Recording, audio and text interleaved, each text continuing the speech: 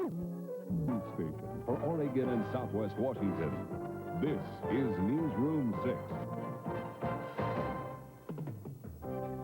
Portland schools add condoms to their lesson plans. Good evening, I'm Shirley, Hancock. And I'm Mike Donahue. New York, San Francisco, and now Portland will fight the battle against AIDS on campus. Superintendent Matthew Prophet has decided to allow school health clinics to hand out condoms to high school students. The survey of more than 1,000 parents and district residents helped him make that decision. 61% favored school condoms, 32% opposed distributing them. The survey also found 63% of those adults questioned said they did not expect teen sex to increase if schools handed out the condoms. Prophet says the need to protect children from AIDS and other sexually transmitted diseases is why he supports providing the condoms. Safe sex. But he warned there is no such thing as safe sex. Only the 6 Portland schools with health clinics will provide the condoms starting in a few weeks, and those schools are Marshall, Roosevelt, Jefferson, Grant, Cleveland, and Madison high schools. And because of the interest in this subject, we are presenting a series of reports tonight on that decision by Superintendent Prophet. Eric Schmidt joins us now from Marshall High School in southeast Portland, which is the site of one of the health clinics where the condoms will be distributed. Eric? Well, Mike and Shirley, it is at the 6 clinics like this that will be at the center of what is going to be, no doubt, a brand new approach to teen health care. But there are a lot of worries tonight, particularly from parents who are worried that their children will be able to walk into clinics like this one and get condoms handed to them with absolutely no questions asked. But that's not the way it's going to be, as Lisa Balick reports. When students walk into the school health clinic, they won't just drop in and pick up a handful of condoms at the front desk. You have to be counseled first, and then you can have condoms suspended. Kathy Cassidy gets a lot of questions from kids at the front desk of the school health clinic, especially about condoms. Are they for sure? Do they break? Will they work? That's one reason why students will have to review their medical history with a health counselor and answer questions about their sex life before they can get condoms at school. The first thing to remember is to get it on the right side out. If you get it inside out, it won't roll down. And if you do that, throw it away. Condom lessons are part of the deal as well, even if a teen says he or she knows what they're doing. Everyone who wants condoms will get a refresher course. Abstinence is also recommended. These are all the pamphlets on abstinence that the county has, and we're asking. If a teen still wants condoms after the counseling, the health clinic will give them to the student, instead of sending the student to a county clinic to pick them up. When they want more, they'll have to see a counselor again. After all that, you wonder why teens just don't go to a store and buy them without the hassle. Don't forget it's going to be free for them, and that's a big difference, too. Teens will still have a free loophole. School clinics will continue to provide cards which let a teen have 20 free condoms, redeemable at the county health clinic, although that's usually a one-time deal. Lisa Balick, Newsroom 6. There are 4 Portland high schools that do not have teen clinics like this one here at Marshall High School. The students who attend those 4 high schools will be given some kind of condom counseling, according to Dr. Prophet. However, those students will not be able to use the clinics at Marshall High School and the other 5 schools that do have the clinics. A lot of students and parents greeted today's announcement from the superintendent's office by saying it's about time. But there are others who are worried that handing out condoms and talking about condoms and sex education in schools is not appropriate, no matter how sensitively the issue is handled. Mark Hendricks reports on some reaction from Grant High School and from the local Catholic Church. Grant is one of the 6 high schools with a health clinic, so it's on the front lines of the battle over free distribution of condoms. Students are learning plenty about the politics of prophylactics, and everyone we spoke to today had an opinion about whether the district was doing the right thing. I think it's a good idea. To distribute condoms is fine with me, or not. I mean, it's teenagers' own decision, you know? If they really want to use them, I think they go to the stores and buy them. And Ed Whalen. So you think it makes much difference whether they give them out in school or not? Not really. I think that it's good to have them both places. Then you know where to get them, and they're always helping you on what you should do, and it's obviously safe. It's not like it's something bad. They're not legalizing drugs or anything, so I mean, I don't see what it can hurt. I think that if people are responsible enough to have sex, and they should be responsible enough to go to the store and buy it themselves instead of going to the school for help. I talked to several parents about this issue, and as you'd expect, the opinions are divided. The one one parent who would talk to us on camera said she thought it was a pretty good idea. By the time they get to that age, they're going to have to make their own decisions. And I think the more education they have and the more ways they have to protect themselves is, the best we can do. The Catholic Church does not like the idea, despite the inclusion of counseling on abstinence. A spokesman says the district is sending a mixed message, but the Archdiocese has no plans to prolong the fight. I think our emphasis at this point is going to be to work with parents and teenagers to educate them to see that abstinence is the best policy regarding sexual activity. Several students told us they had thoroughly discussed the issue with their parents. On the need for that kind of openness in an age when sex can kill, all sides can agree. Mark Hendricks, Newsroom 6. Portland Public School Superintendent Matthew Prophet hopes that his decision to poll parents, students, and other community leaders will avoid a lot of problems with the condom distribution question. In Seattle late last year, members of the AIDS activist group ACT UP handed out condoms at high schools as the school board there considered a condom distribution policy. The school board voted 6-1 in December to give students access to condoms, but the exact procedure has yet to be worked out. The 10 Seattle public high schools do not have campus-based health clinics. The condoms might be distributed by a city health worker or through the school nurse's office, but the Seattle Superintendent's office won't issue a policy until sometime early next fall at the earliest. All of this contrasts with one small school system in Massachusetts. They decided that they ought to hand out condoms in their one high school, and the way that they got around all of the problems was to install a condom vending machine. It's an old new idea. Thank you. Eric Schmidt reporting from Marshall High School's Teen Health Clinic. At this hour in Salem, firefighters are working to save 2 downtown businesses. Already flames have consumed 2 city landmarks, a bicycle shop and a bar and grill. Eric Mason reports that a grease fire in a kitchen started what is now a 4-alarm fire. It sounded like a routine call to firefighters when they first responded, smoke in a kitchen.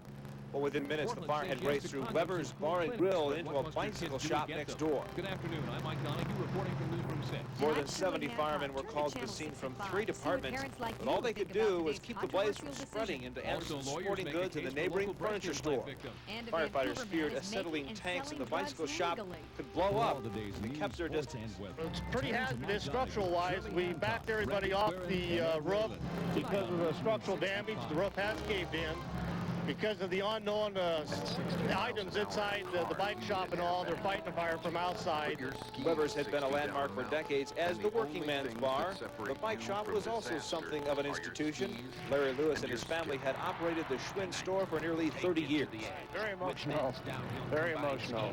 Fire officials say the grease fire spread so quickly they never had a chance. Ironically, this man claims to have offered to clean the Weber grill and grease hood only the week before. $3 simple cleaning, $8.5 million in insurance settlement. The lunch crowd crowded the sidewalks for a view of the blaze. It's been years since firemen battled anything so large in Salem's downtown. State workers looked on from every vantage point as 2 Salem institutions went up in smoke.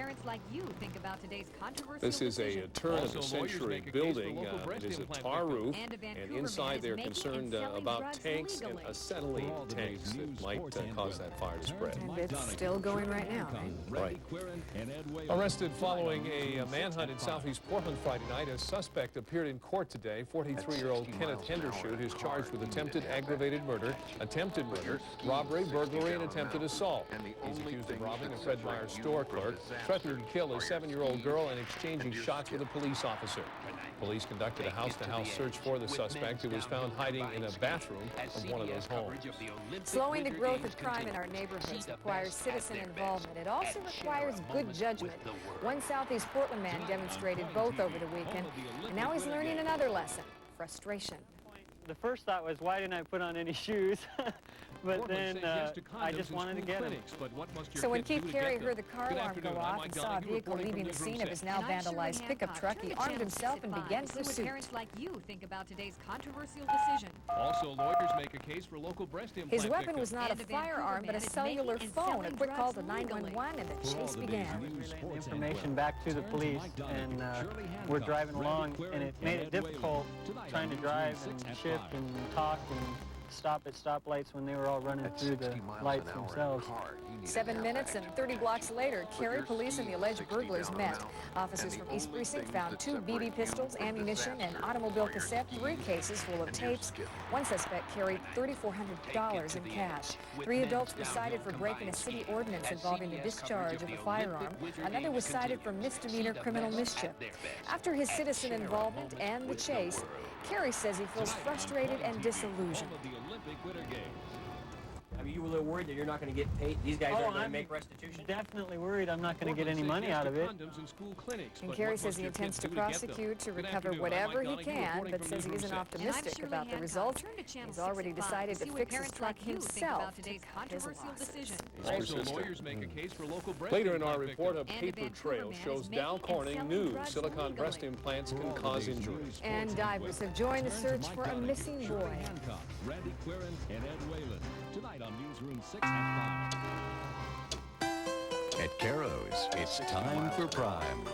Featuring Caro's Prime Rib Dinners. Tender, slow-roasted beef served with baked potato, garden, fresh vegetables, and bread, all for only $7.99. And who could resist succulent shrimp scampi or crisp golden fried shrimp for just a couple of dollars more? So isn't it time you enjoyed our Prime? Only $7.99. Only at Caro's. Tonight on Coin TV. Everyone knows that certain things are good for you. But did you know that plastic wrap can help a disabled child walk? Or that margarine can help a disabled adult get around? Well, it's true. When you buy specially marked Back-A-Fighter products between now and March 31st, you contribute to Easter seals. So stop by your grocer soon, because it's truly wonderful what paper towels can do. Turn to Mike Donahue. Shirley has Not every bird you see at your grocery store is a fresh Oregon-grown chicken. Some are out-of-state birds, which come from thousands of miles away. To make the trip, they may be frozen solid, then days later left to thaw and labeled fresh, right alongside Oregon fryers, which can go from farm to store in just one day. So for the freshest chicken, look for the Grown in Oregon label.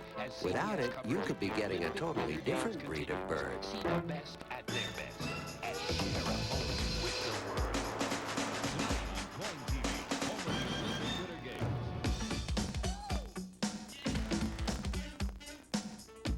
Portland says yes to condoms in school clinics, but what must your kids do to get them? Good afternoon, I'm Mike Donahue reporting from Newsroom 6. And I'm Shirley Hancock. Turn to Channel 6 at 5 to see what parents like you think about today's controversial decision. Also, lawyers make a case for local breast implant victims. And a Vancouver man is making and selling drugs legally. Searchers gave up last night, but today resumed their hunt for a 12-year-old boy missing in Yamhill County. Rescue teams walked a park near Willamina all weekend without finding a clue. But as Paul Gowan reports, some of the boy's friends made a startling discovery that began the search again. Divers go into the water near Willamina Falls, afraid they will find the body of 12-year-old Jade Winston. The boy disappeared while fishing here in the area late Saturday afternoon. Search teams combed the area for 24 hours, giving up at nightfall on Sunday. But this morning, some of the Winston's friends found articles of Jade's clothing here. 75 feet below the falls on the left-hand side going downstream. He said he found what appeared to him at first was just a garbage bag, and then discovered it was a jacket, and then found a boot there also. It was caught in the brush in the creek there, in the river. The divers here are looking in almost exactly the same spot where volunteers early this morning found the young boy's coat and his hiking boot. Jim Smith and some of Jade's other family members were upset over authorities' decision to call off the search here last night. So early this morning, they got a boat and decided to look for themselves. You know, the story they went by wasn't one we believed at all, you know, so we just went for our own satisfaction and knowing, if nothing else, and unfortunately it's going in the right direction. Right now, Yamhill County authorities are considering the possibility Jade Winston was the victim of something other than an accident. At this point, we're erring on the side of caution, and we're treating everything as, you know, that there's a possibility that there could be a criminal. We have absolutely nothing to substantiate this on, but we're erring on the side of caution. So the divers went carefully back into the swift current, fearing the worst. Near Willamina with photographer Wayne Cosbaugh, Paul Gellin, Newsroom 6. After the discovery of the boys' clothes, Yamhill County authorities called volunteer search teams back to the scene, and they plan to continue that search in the water and on the ground until sometime later tonight. After 13 days of graphic testimony and more than 50 witnesses, the fate of former heavyweight boxing champion rests in the hands of a jury. Final arguments from the prosecution and defense lasted nearly 3 hours this morning in the trial of Mike Tyson. Prosecuting attorney Barbara Trathern described Tyson as a wolf in sheep's clothing, saying his 18-year-old accuser never had a chance. Tyson's attorney, Vincent Fuller, asked the jury what kind of a woman would go up to a man's room at 2 in the morning, sit on the bed, and not question his motives. Fuller says the alleged victim could have walked out the door when she saw Tyson in his underwear. Prosecutor Greg Garrison told the jury that if they could believe a beautiful, honest kid was deceived and then brutally raped, Tyson must be found guilty. The jury has been deliberating all afternoon. It's possible a decision won't come until late this evening.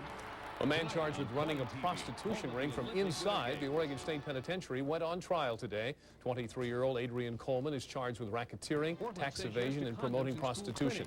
The state alleges he ran the illegal activities while serving time in the Oregon pen last year.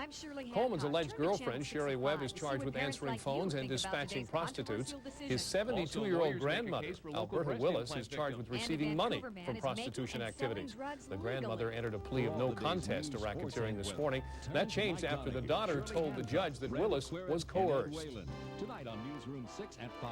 Because my mother is not guilty, and I will not stand for her to take a guilty plea in none of this. She had nothing to do with anything, any of these charges here.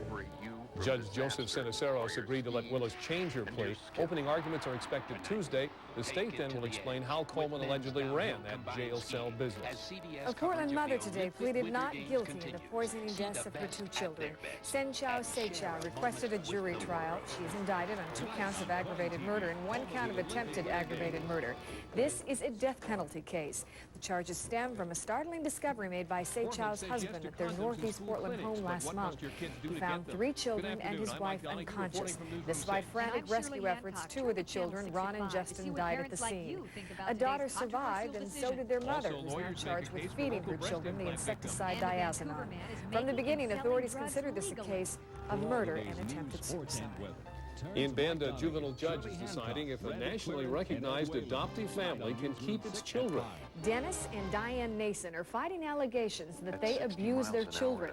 Elisa Kaiser joins us now by telephone in Bend. Elisa, what did the judge decide?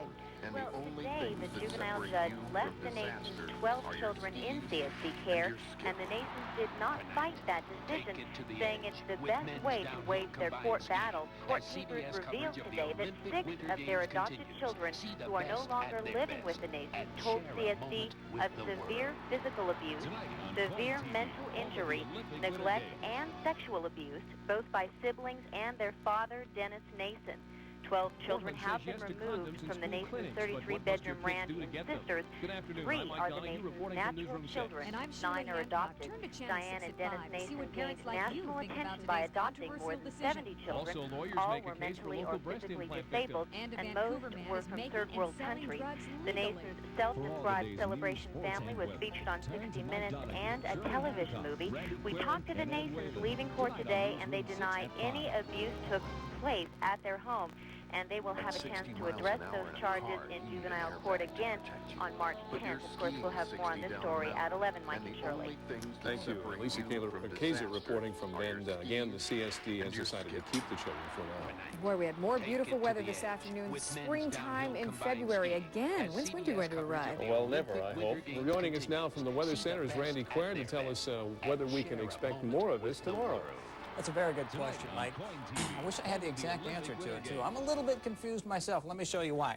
Just offshore, a big, deep storm system. In fact, with all these yellow lines, you know that we're going to have very windy conditions. What I'm looking at is this big cloud pattern. Will that come inland, or will it head mostly northward? At this point, I think it's going to head mostly northward, but the next system that's off-screen somewhere out here, that should be coming our way tomorrow. However, it is so close offshore that just a few miles difference could blow this forecast to a million pieces. So I want to put this in my back pocket and bring it out later just in case. But I think tonight's going to be dry and rain for later on in the week. I'll show you all those details in a few minutes. No one will be disappointed if you're wrong about rain. I sure will. Just ahead, we're going to replay the magic show from yesterday's All-Star game. Did you see that? I did. And we'll visit some local people who filled the French Alps with the sounds of music during the opening Olympic ceremony. As CBS coverage of the Olympic Winter Games continues, see the best at their best. It all began with a tender, boneless chicken patty. Then we added a slice of Swiss cheese and savory ham. Then, after we added a fresh-cut, juicy sirloin steak, we decided to take something away, a bit off the price.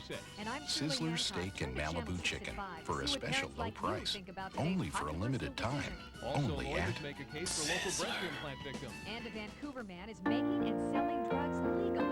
For all the day's news, sports, and weather, turn to Mike Donahue, Shirley, Hancock, Randy Quirren, and Ed Whalen. Tonight on Newsroom 6 at 5. At 60 miles an hour in a car, you need an airbag to protect you.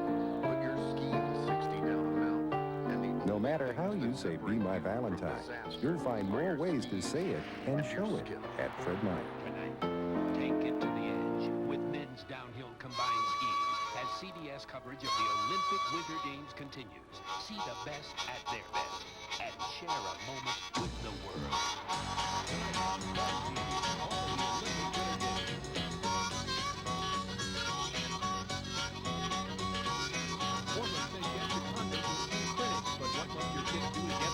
Good afternoon. I'm Mike Donahue reporting from Newsroom 6. And I'm Shirley Hancock. Turn to Channel 5 to see what parents like you think about today's controversial decision. You've watched them win. Now it's your turn with Wheel of Fortune's Watch and Win sweepstakes. Watch and win his and hers 1992 Chevrolet Camaro Z28s with driver's side airbag. Watch and win. A California getaway to the beautiful Beverly Hilton Hotel and tickets to Wheel's 10th anniversary gala. Watch and win. Fun and Sun sportswear from Laguna Sportswear. Check Sunday, February 16th newspaper for this week's puzzles and valuable P&G coupons. Wheel of Fortune, weeknights at 6:30 on Coin TV. Millions of television viewers who watched the opening ceremonies of the Olympics also heard some talented Oregon musicians. As Marcia Coffey reports, a studio in Wilsonville played an important role in the 1992 Winter Olympics. And they knocked down the Berlin Wall. Coverage of opening ceremonies for the Albertville Games included this look at what has passed since the last Olympics. It reminds us many of the athletes who traveled to Albertville come from nations that didn't even exist 4 years ago. Report from the planet Earth. Also, lawyers make a You ain't case for seen local nothing breast implant yet. victims. From Albertville to Wilsonville, the music you heard in that jazzy piece for opening ceremonies was recorded here in Wilsonville, population 7,040 and growing. CBS hired Portland area writer and composer David Frischberg to make it all happen here at Musicon Recording Studios. The local musicians who played for the piece had no idea the size of their audience or that they'd be heard on opening ceremonies coverage. It's a great honor. I don't think Gary and I knew how important it was going to be when we did it. It was just like another session. Phil and I play a lot of jazz music, and that doesn't always grab the attention of the general public. This kind of thing is really neat to everybody, and so therefore I think that's great. Musicon also is thrilled with the exposure. Since Spectrum closed, it is making a name for itself as the Portland area's largest recording studio. Its owner says projects like this help, even if his company only made about $1,500 on it. I've heard the song, and it was a great song, but I didn't realize it was going to get 2 billion people watching, you know. But it's good exposure for us. Once people find out that things of this caliber are being done here, many more projects will come in as a result of it. None of the players knew they were training for the Olympics, but if you can't have a gold record, you might as well go for the gold. Well, I didn't get to carry the torch, but maybe this is the next best thing for a musician. In Wilsonville, Marcia Coffey, Newsroom 6. And the musicians tell us we should keep watching. They've been told by CBS that it plans to air that piece again during the Olympics. We will keep watching because we have some local Olympians, and one of them already competed at Williams.